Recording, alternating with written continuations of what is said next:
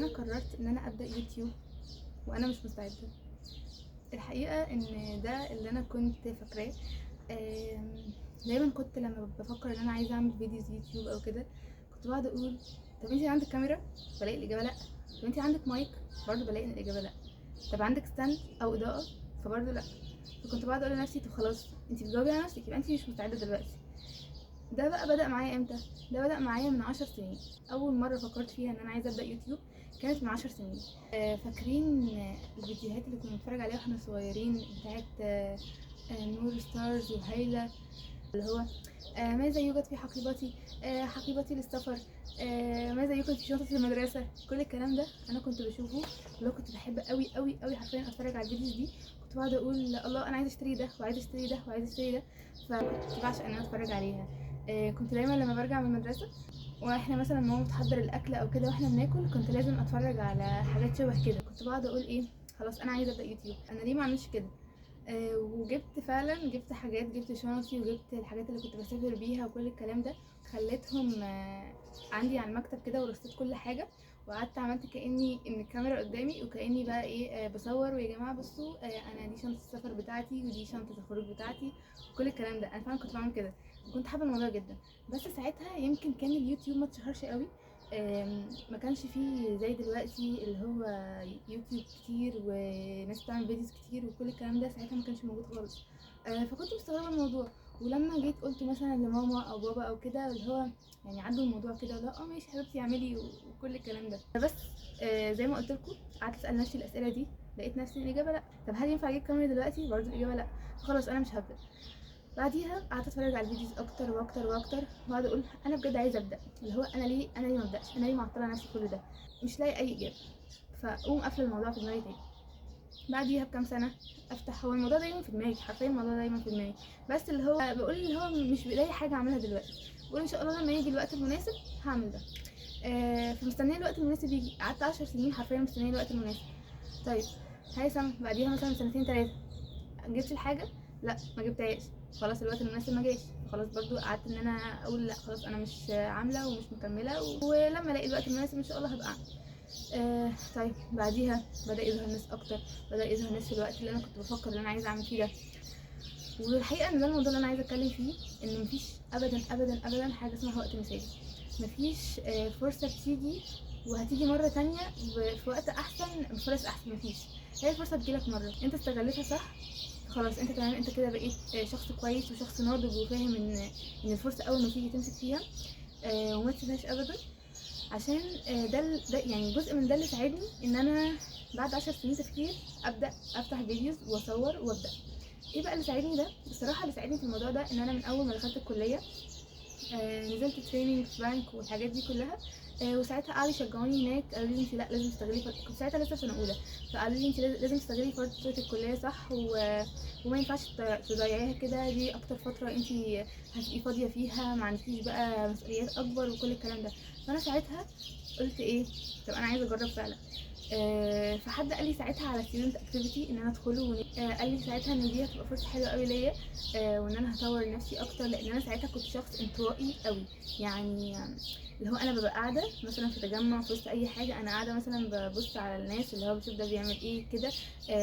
يعني مثلا لما اكون عايزه الاحظ حاجه بلاحظها، بس الفكره ان انا كنت ببقى قاعده لو حد جه بدل معايا في الكلام واتكلم انا تمام انا بتكلم، حتى في اي تجمع عائلي في اي حاجه كنت تمام بتكلم، بس لو حد جه يكلمني انا اصلا ان انا قاعده كده ما بعملش اي حاجه. فقعدت افكر طب انا عايزه اغير ده.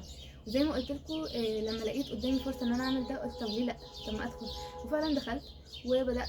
طبعا اي حد بيبدا في اي مكان بيبدا حد صغير وبعد كده يبدا يتطور. فكره بقى انك تتطور. انا الحمد لله الحمد لله يعني كان عندي وعي بالمشاكل اللي عندي، المشاكل اللي انا عايزه اخليها احسن، الحاجات اللي انا عايزه اطورها، الحاجات اللي انا عايزه اضيعها خالص. انا ساعتها الحمد لله الحمد لله يعني كان عندي الوعي ده. فقلت في دماغي انا بحب اكتب كتير كمان، فكنت بكتب اللي هو سواء انت ناقصك 1 2 3. طب الواحد 2 3 هتلاقيه فين؟ هتلاقيه في كلام الشخص اللي قالك عليه اللي هو ابدأي كذا كذا كذا وانت هتلاقي الحاجات دي.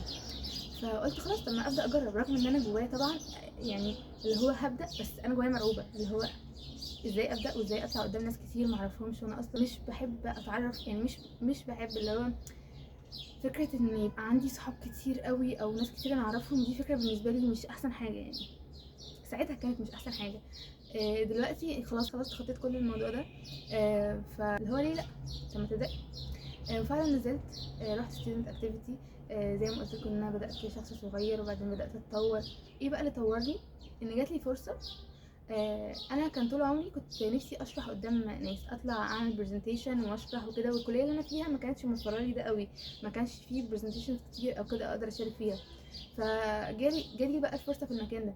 فحرفيا انا ما فكرتش فيها سنتين. ليه ما فكرتش فيها سنتين؟ ده كان حل لقيته بعد مجهود كبير جدا. كان كل مثلا ما حاجه تجيلي اقعد افكر فيها، وحرفيا تقعد تشغلني طول النهار وطول الليل، اللي هو طب انتي مستعده لده؟ طب انتي هل هتعرفي تطلعي تتكلمي قدام الناس؟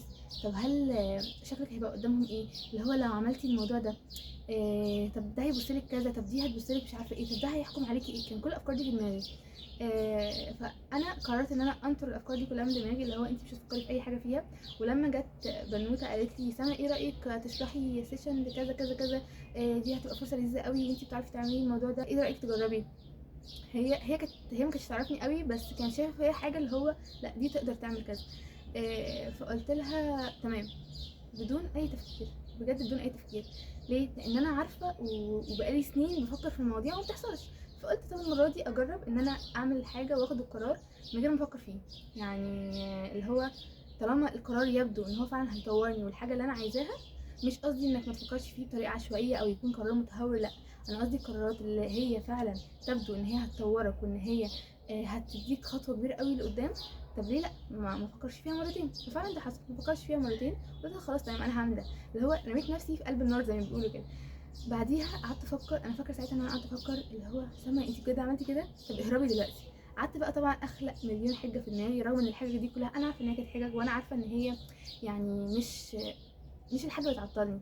قعدت اقول لهم بعد ما خدت القرار وقلت لهم ماشي، وبدانا شوط فيه وبدانا بروفات وكل الكلام ده، اللي هو انا كنت نازله البروفه مثلا وانا في دماغي مليون فكره، اللي هو وانا بلبس سما انت مش بتفكري في اي حاجه، انت هتلبسي دلوقتي وانت اصلا مش بتفكري تعملي ايه، اللي هو بعمل كل حاجه اوتوماتيك كده وخلاص هتنزلي ونشوف لما نروح هناك نشوف ايه اللي هيحصل يعني. مش يمكن تطلع حاجه كويسه. ده اللي انا كنت بقوله لنفسي. فبعدين جيت في النص كده قعدت اقول الموضوع قرب، السيشن بتاعتك قربت، انتي بجد هتعمليها، انتي مش هتهربي. ف قلت لا انا لازم اشوف حاجه اهرب بيها. فبدات بقى ادور على حاجات كتير في دماغي واقولها، بس في نفس الوقت ارجع اقول لا سما دي حاجه انت متاكده ان هي حاجه، اوعي تخليها تسيطر عليكي يعني. لحد بقى ما الصراع النفسي ده خلاص خلص. جيت يوم ستيشن، انا فاكره ان انا جيت ساعتها للبنوته دي يعني، قلت لها خلاص الناس كانت قاعده والمفروض ان انا هبدا، خدتها على جنب قلت لها انا مش قادره. بجد انا قلت لها ان انا حاسه انا متوتره، مش اللي هو كنت عايزه الغيها والناس واقفه، لا بس كنت بجد توتر رهيب. فقلت لها انا متوتره، قالت لي اهدي بس، انت زي الفل، انت تمام، انت كل الكلام اللذيذ ده. ف بجد كانت ايام لذيذه قوي. المهم قلت لها خلاص تمام، شربت بق ميه ودخلت ومفكرش في اي حاجه. فتحت الباوربوينت وقعدت اشرح. في الاول في اول سيشن كنت اللي هو انا كنت ببص الباوربوينت هو مين اللي حط الكلام ده، رغم ان انا اللي حطاه وانا اللي محضراه وانا اللي عامله كل حاجه، بس اللي هو كل حاجه اتمسحت من دماغي. عدى 10 دقايق ربع ساعه بدات اطمن، واللي هو لا ايه ده، الله، بدات اشوف نظره يعني في عيون الناس، ايه ده دي بتقول كلام كويس قوي، دي بتقول كلام لذيذ، طريقتها جميله في الكلام، كل الكلام ده. فده اداني ثقه في نفسي اكتر، اللي هو لا خلاص انا كملت. وبعدين السيشن خلصت على خير، وكان بجد احسن يوم في حياتي. مش عشان حصل فيه حاجه واو وحصل فيه حاجه كبيره، لا، عشان انا عملت حاجه كان نفسي اعملها بقالي كتير وكنت حاسه ان انا ما اقدرش اعملها، بس اللي هو لا انت تقدري، ليه ما تقدريش يعني. بس فدي كانت اول خطوه خلتني ابدا اتطور. فكره ان انا يبقى عندي الجرأه ان انا اتكلم او ان انا اعبر او ان انا بادر، دي جات لي من قرار خدته وانا ما فكرتش فيه سنتين حرفيا. وبعدين كل حاجه جت بجد واحده واحده. فكره ان الفيرست ستيب دي تبقى اصعب حاجه، مجرد ان هي جت خلاص كل حاجه بجد بتيجي بعد كده واحده واحده كده، وربنا بيسهلها بطريقه احنا مش متخيلينها. بس فساعتها بقى ربنا قويني بسبب ان انا كان عندي نيه صادقه، ان انا عندي فعلا ان انا عايزه اغير شخصيتي، عايزه اغير الجزء ده من شخصيتي، لان هي لو اتغيرت هتفيدني حاجات كتير جدا جدا جدا، هتفتح لي فرص شغل احسن، هتفتح لي حاجات كتير قوي.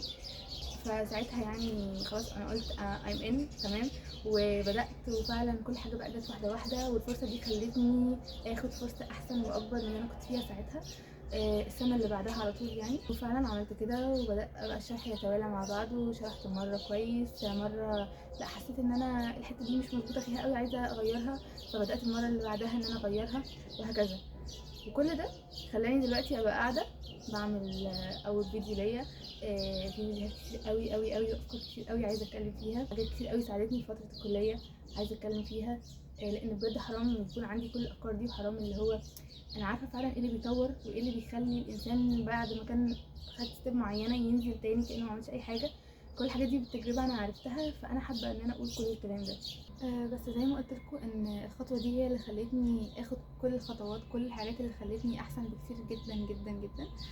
خلتني بعرف اتكلم احسن، بعرف افكر احسن، بعرف اتصرف احسن، بعرف اعمل صداقات احسن، كل الكلام ده. فقلت خلاص هو التهور احسن حاجه من ساعه ما جربته فعلا فعلا. وانا بعد كده زي ما قلت لكم بجد ما تفكروش ثانيتين في قرار عارفين ان هو هيطوركم. بس فبعد كده توالت المواقف وتوالت الحاجات، ولقيت نفسي بتصرف احسن فاحسن فاحسن. اللي هو بدات بقى عارفين انتوا لما تطمعوا في النجاح او تطمعوا ان شخصيتكم تبقى احسن، فانا طمعت بقى ساعتها وقلت خلاص انا كده عرفت السر، وعرفت انا ايه اللي بينفع معايا وايه اللي بينفع مع شخصيتي، فانا مش هسيب الموضوع ده يروح كده يعني. ففعلا حصل كده، وزي ما قلت لكم اتطورت في حاجات كتير قوي. طبعا عايزه اتطور في حاجات اكتر، ولسه عايزه اعمل حاجات اكتر بكتير، ويعتبر اللي انا عملته ده جزء بسيط قوي قوي قوي من اللي انا بفكر فيه. بس هي كانت البدايه، ومفيش، انا شايفه ان مفيش بدايه احسن من كده، حرفيا مفيش بدايه احسن من كده ان انا ابدا بيها. البدايه اللي انا اقصدها اللي هو لما يجي في دماغكم اللي هو سما انت مش مستعده، بس هو في الحقيقه انت مستعده ومستعده جدا كمان، بس كلها حاجات، كلها تلاكيك، كلها حاجات انت مش قادره تواجهي نفسك بيها، فبتركنيها، فبتعمل لك كلكعه في دماغك كبيره قوي اللي هو لا انا مش مستعده يعني. بس الحقيقه ان انت مستعده ومستعده جدا كمان. بس دي كانت حاجه بسيطه قوي قوي قوي من الحاجات كتير قوي اللي انا عايزه اتكلم فيها واللي انا محضراها، اللي هتفيدني جدا جدا جدا لما انا ابدا اشتغل فيها، وبرده هتفيدكم جدا عشان تبداوا اي حاجه انتوا عايزينها. فلو عايزين اي افكار مثلا اقدر اتكلم فيها، نصايح عن مثلا لو انتوا في ثانويه عامه ازاي تخطوا الموضوع ده، لان برضو دي حاجات كنت بعمل حاجات بتفيدني قوي في الموضوع ده. والحمد لله الحمد لله انا كنت جايبه مجموعه في ثانويه عامه كان جايب لي كليات، ان انا الكليات اللي الناس بتسميها كليات قمه، بس انا ما كنتش بسميها كده. انا كنت بسميها هي كليات انا مش عايزاها او مش حباها. برضو ساعتها الناس قالت لي انت معقوله يعني انت بعد ما جبتي المجموعه ده هتدخلي كليه زي اللي انت عايزاها دي؟ اللي هو يا جماعه مالكوش دعوه، انا الحمد لله جايبه مجموع كويس واقدر ادخل كليه كويسه، بس انا عايزه الكليه دي، انا شايفه نفسي فيها، شايفه نفسي ان انا هطور فيها احسن او هعمل فيها حاجه، او ده اللي انا عايزه اشتغل فيه. فبرضه لو عايزين نتكلم في الموضوع ده، لو عايزين نتكلم في فتره الجامعه بقى، لو انتم في جامعه، او ايه الحاجات اللي استفادوا منها زي ما انا استفدت منها كتير قوي ممكن نتكلم فيها. شوفوا لو عايزين اي حاجه نتكلم فيها اكتبوها لي ونبدا نتكلم فيها، بجد عندي افكار كتير قوي. بس احنا كده خلصنا. وان شاء الله اشوفكم المرات الجايه في حاجات احسن، افكار احسن، افكار كتير قوي عايزه اقولها زي ما قلت لكم. وبس، باي باي.